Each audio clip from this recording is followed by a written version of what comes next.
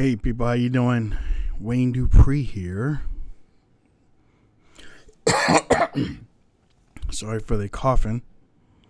Look, woke up last night choking, and I have not been able to shake this cough. So forgive me for the coughing that you're gonna see going on in this this video. I really don't mean to cough. I really don't mean to cough. I have not been able. I don't know. I might have to get checked out. All right. I'm going to let people file into the room. My name is Wayne Dupree. I am a writer with the PoliticalInsider.com. Want to welcome everybody to this lunchtime special. We usually do this every day. And we bring you the top news, the trending news on the PoliticalInsider.com. So make sure that you go to the website after you watch this. Okay. Got three stories to talk about today. Three stories that I want you to go to the website after I get finished. Roger Ailes, everybody knows that one of the founders of Fox News. He passed away earlier today. Sorry for your loss to the Ailes family.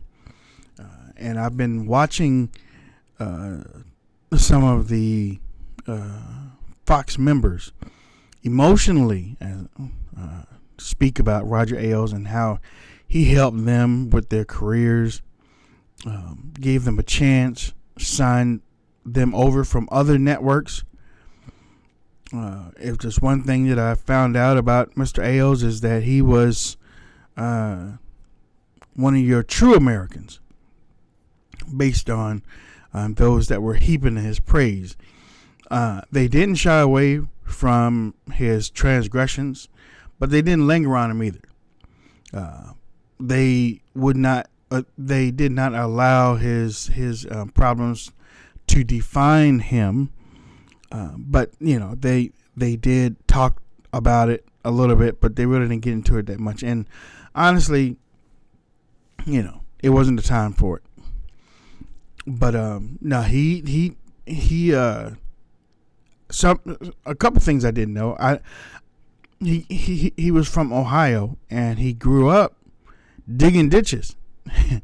he was a poor boy. And he pulled himself up by his bootstraps and made something out of himself. Was very instrumental in helping President Nixon. And I was impressed. I didn't know those things about him, and learning a little bit more. It seems like he was a good man that went through some issues, and we hope and pray that the family is going to be fine. We pray for the people over at the network that are still going through the grieving process. Just know that everything will be all right. Everything will be all right. This world is just, we just passed through. We just passed through. We aren't here forever. Nobody is ever here forever. We're born, we live on, and we live here, and then we move on to the next chapter or next phase in our future. So there we go. Kimberly Guilfoyle. I was talking to people on my radio show last night, because many websites, many pundits were out there saying that she was going to replace Sean Spicer. And the way that I read what she said, somehow I found out that the way that she said it is that some of the people in the White House, whether they were friends or not, but some of the people in the White House had basically asked her, if you were offered the job, would you take it? And she basically said, yeah, I'm sure it would. So she was on a podcast, or she was on a radio show, and she explained it. But somewhere it was lost in translation that she was being interviewed, or, she was being considered for the job. And that news just went crazy. It just went off the charts. And I'm like, there's something not right about it. And that's why I really didn't come out and say anything about it, because I like Sean. Sean Spicer goes through a lot of stuff in the press briefings. I still don't have my press pass yet, but that's okay. But how can you effectively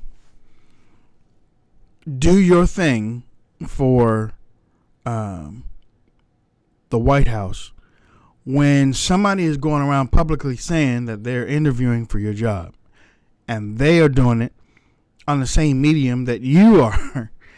That can't be good for business.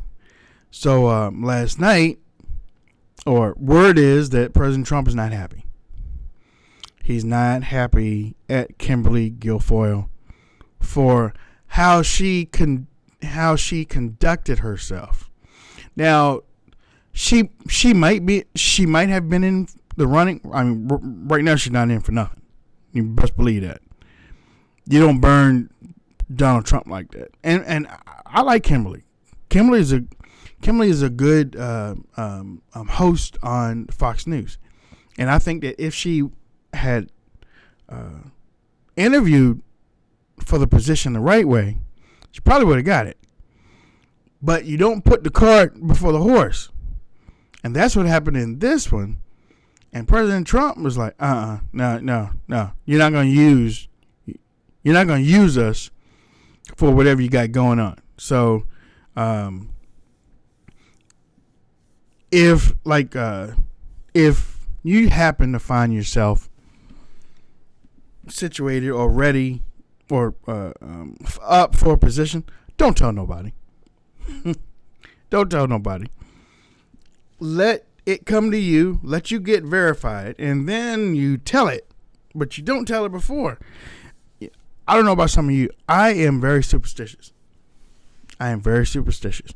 If I think something, if I have something big happening to me, like tomorrow, I don't come right out and say this is going to happen to me tomorrow, because there have been many times in my lifetime that I have done that and it didn't happen, and then I look stupid. So now what I do, I keep it to myself. I may tell one or two. I won't go public with it, and then when it happens, then I can come out and tell you, Kimberly Guilfoyle, you should have waited until they said we are going to hire you, or Kimberly Guilfoyle as our next press secretary, but you didn't. And I think you messed up. You probably won't be considered for the next 4 years, because when you get on the bad side of Donald Trump, you really don't want to be on the bad side of Donald Trump. That's just how that is. In the case of Robert Mueller,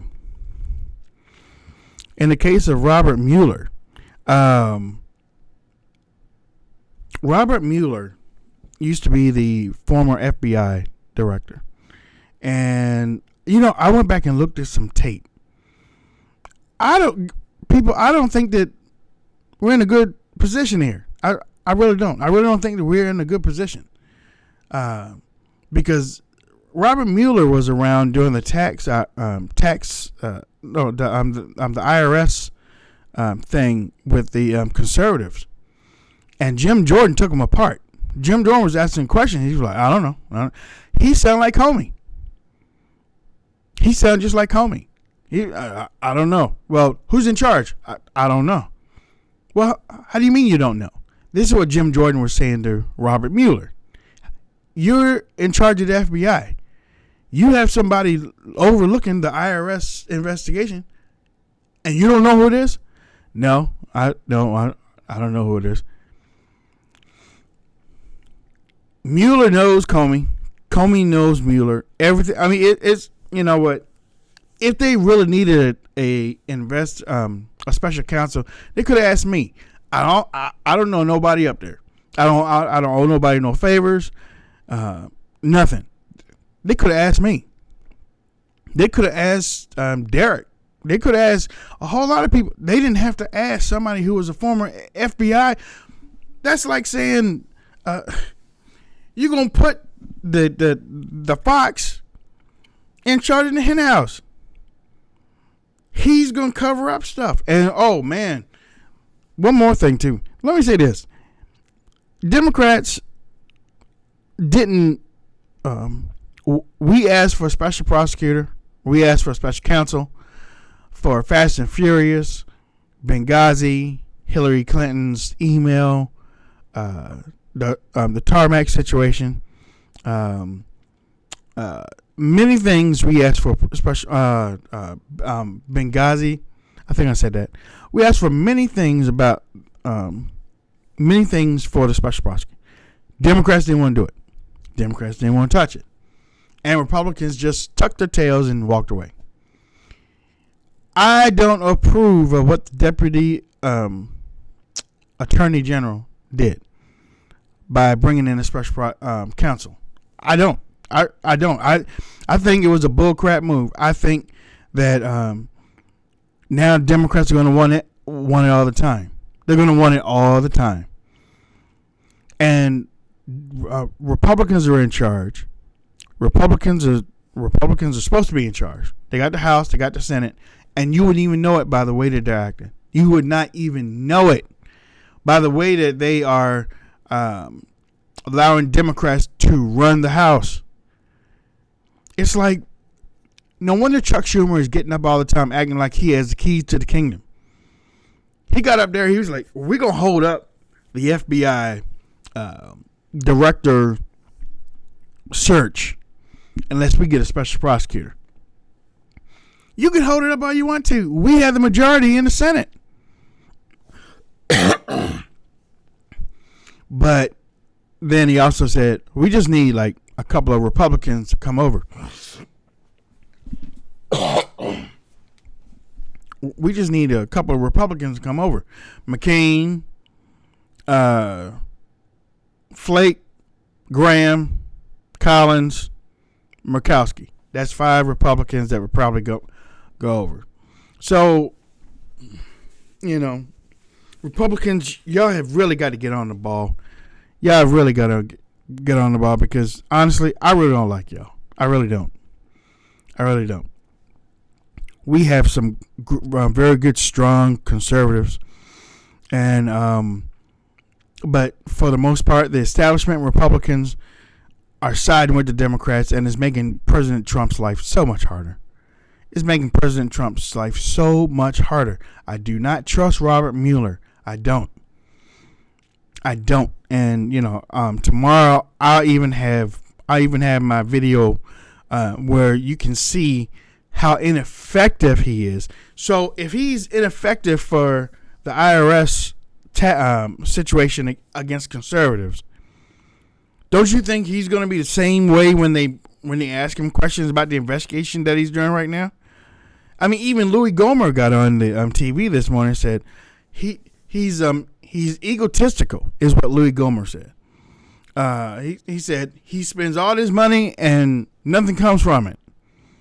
You know, and that's before President Trump came out with his tweets about the special investigator, counselor, whatever the hell you want to call him. He's ineffective. My name is Wayne Dupree, and you've been watching the Political Insider at lunchtime. I apologize for the coughs. Something happened to me first thing this morning, and I haven't been able to shake it. So I'm trying to get rid of it right now. Follow us here on the left side of the page. Look at like and follow. Don't forget to like and follow the page. And tomorrow's Q&A. So if you have any questions or questions, just put them in the bottom, and we will take care of it. Okay. God bless. I gotta go. You can also follow me on my own Facebook page. Just type in Wayne Dupree Show. Y'all have been great. Keep on watching news. Don't forget to go to thepoliticalinsider.com. bookmark it, like it, share it, make it part of your family. All right, I got to go. Y'all take care.